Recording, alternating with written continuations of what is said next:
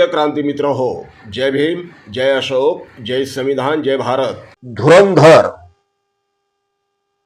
धुरंधर या नावाचा एक चित्रपट भारतामध्ये आलाय आणि ह्या चित्रपटाने सोशल मीडियावर धुमाकूळ घातलाय। ह्याच चित्रपटातील एक पात्र अक्षय खन्ना यानं जे रंगवलंय, रहमान डकैत, ह्या पात्रानं सुद्धा संपूर्ण देशाचे लक्ष वेधून घेतले। धुरंधर हा एक चित्रपट आहे, तो खरा आहे की काल्पनिक आहे? चित्रपट म्हटला की त्यात थोडं काल्पनिकही येणार, थोडं खरंही येणार। मीठ मसाला लावला जातो, चित्रपट म्हटला की मीठ मसाला येतो। परंतु महाराष्ट्राच्या राजकारणामध्ये एक खरा खुरा धुरंधर आपल्याला पाहायला मिळतोय। होय, संविधान रक्षक सरसेनानी आनंदराज आंबेडकर साहेबांच्या रूपानं एक खरा खुरा धुरंधर महाराष्ट्राच्या राजकारणामध्ये आपल्याला पाहायला मिळतोय। तमाम लोकशाहीवाद्यांच्या रक्तात पेटलेले महामानव, मानवी स्वराज्याचे महासंस्थापक, विश्ववंदनीय विश्वरत्न डॉक्टर बाबासाहेब आंबेडकर यांचे नातू असणारे आनंदराज आंबेडकर यांच्या रूपानं एक खरा खुरा धुरंधर महाराष्ट्राच्या राजकारणात वावरतोय। मित्रांनो, बाबासाहेबांचे दुसरे एक नातू आदरणीय सन्माननीय प्रकाशजी तथा बाळासाहेब आंबेडकर यांच्या संदर्भात एक बातमी आलेली आहे। एकनाथराव शिंदे यांनी त्यांना 4 दिवस थांबण्याचे आवाहन केल्याची ती बातमी आहे। युती करण्याच्या संदर्भात स्वतः बाळासाहेब आंबेडकरांनी तशी माहिती दिलेली आहे। आज स्वतः बाळासाहेब आंबेडकर कोणाबरोबर राजकीय युती करणार, कोणाबरोबर करणार नाही, याचे गणित आजही अस्पष्ट आहे। याचे चित्र आज घडीला सुद्धा अस्पष्ट आहे। ते काँग्रेस बरोबर युती करणार आहेत की ठाण्यामध्ये एकनाथ शिंदे यांच्या बरोबर युती करणार आहे, ते स्पष्ट झालेलं नसताना दुसरीकडे मात्र आनंदराज आंबेडकर साहेबांनी सुमारे 6 महिन्याच्या आधी एकनाथ शिंदे यांच्या शिवसेनेबरोबर युती केली आणि त्यांनी दाखवून दिलं की राजकारणामधील हवामान तज्ञ आहेत ते। आदरणीय आनंदराज आंबेडकर हे राजकारणातील हवामान तज्ञ आहेत, हे त्यांनी सप्रमाण सिद्ध केलंय। चाणाक्ष कुशाग्र बुद्धीचे आनंदराज आंबेडकर आहेत, हे सप्रमाण सिद्ध झाले।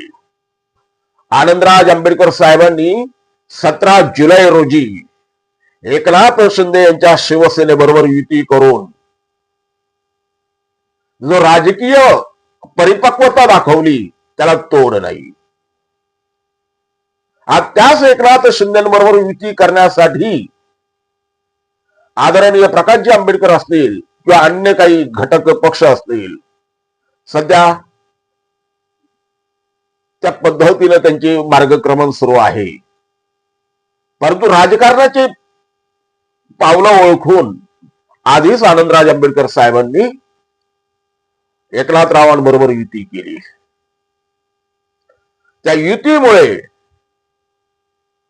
जो भरकटलेला कार्यकर्ता होता आंबेडकरी समाजातला, तो स्थिर झाला, तो एका ठिकाणी आला। त्याला आनंदराज आंबेडकर साहेबांच्या रूपात आपले खमकं नेतृत्व दिसू लागलं। सत्तेच्या सोपानापर्यंत, सत्तेच्या खुर्चीपर्यंत हाच नेता आपल्याला नेऊ शकतो, याची खात्री, याची गॅरंटी त्या कार्यकर्त्यांना वाटू लागली। आणि तो कार्यकर्ता आनंदराज आंबेडकर साहेबांच्या नेतृत्वाखाली एकवटला। इकडं तिकडं जाणारा कार्यकर्ता, भरकटणारा कार्यकर्ता एका छताखाली आला, एका निळ्या झेंड्याखाली आला,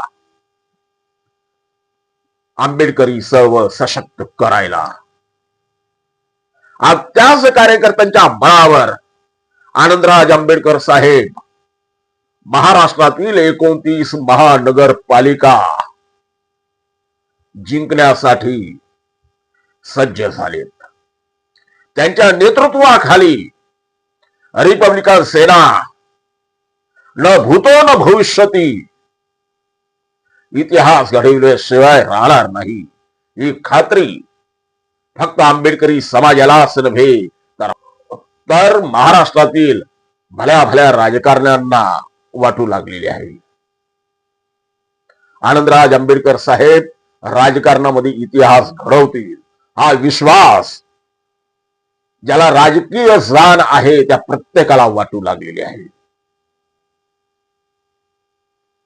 आणि त्या अर्थानं काळाची पावलं ओळखणारा नेता हा खरा नेता राहतो. आनंदराज आंबेडकर साहेबांनी देखील काळाची पावलं ओळखून एकनाथरावांबरोबर युती केली.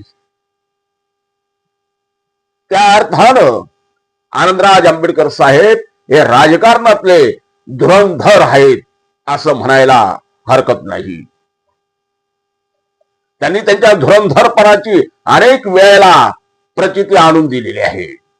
इंदू मिल भारताच्या आंबेडकरी लढ्यातलंच नव्हे तर भारताच्या सार्वकालिक महान लढ्यांमधलं एक मोठं नेतृत्व आनंदराज साहेबांनी त्या ठिकाणी केलं. इंदू मिलचा लढा त्यांनी जिंकून दाखवला. जितका नामांतराचा बाबासाहेबांच्या नावाबद्दल मराठवाडा विद्यापीठाला बाबासाहेबांचे नाव देण्यात यावेस त्यासाठी जितका नामांतराचा लढा आमच्यासाठी महत्वाचा आहे तेवढाच इंदू मिलचा लढा देखील तमाम बहुजनांसाठी महत्वाचा आहे. काळजात कोरलेला तो लढा आहे. त्या लढ्यातून आनंदराज आंबेडकर साहेबांनी आपल्या नेतृत्व गुणांची पहिली झलक दाखवून दिली. आणि त्यानंतर आनंदराज आंबेडकर साहेबांनी जे राजकारण केलं आणि एकनाथरावांबरोबर जाण्याचं जे दूरगामी परिणाम करणारं जे राजकारण केलं त्याचे सकारात्मक परिणाम आपल्याला दिसून आले.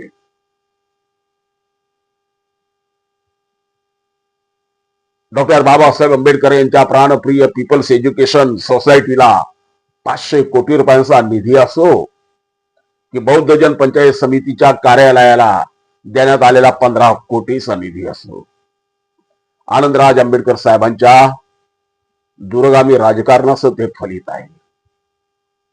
आणि म्हणून आनंदराज आंबेडकर साहेब हे आजच्या काळातले आताच्या घडीचे महाराष्ट्राच्या राजकारणातले एकमेव धुरंधर नेते आहेत असं म्हटलं तर वावगं ठरणार नाही. खऱ्या अर्थानं आनंदराज आंबेडकर साहेब हे महाराष्ट्राच्या राजकारणातील धुरंधर नेते आहेत. अशा ह्या नेत्याचे हात बळकट करण्यासाठी महाराष्ट्रातली आंबेडकरी जनता एकवटलेली आपण पाहतोय. निश्चित या निवडणुकांमध्ये 29 महानगरपालिकांच्या निवडणुकांमध्ये आनंदराज आंबेडकर साहेबांना इथली जनता साथ देणार, प्रतिसाद देणार. त्याची घोडा मैदान जवळ आहे. 16 जानेवारीला सगळा निकाल, सगळं चित्र स्पष्ट होईल. आनंदराज आंबेडकर साहेबांना आंबेडकर जनतेने किती साथ दिली, बहुजन समाजानं किती साथ दिली, हे 16 जानेवारीच्या निकालातून आपल्याला दिसून येणार आहे. तोपर्यंत जय भीम. प्रिय क्रांती मित्र हो, भीम पॅंथर हे आपल्या हक्काच्या यूट्यूब चॅनलला कृपया सबस्क्राईब करून आम्हाला विषमतावादी शक्तींच्या विरोधात लढण्यासाठी बळ द्या, शक्ती द्या, ऊर्जा द्या. कमेंट करा, लाईक करा, शेअर करा.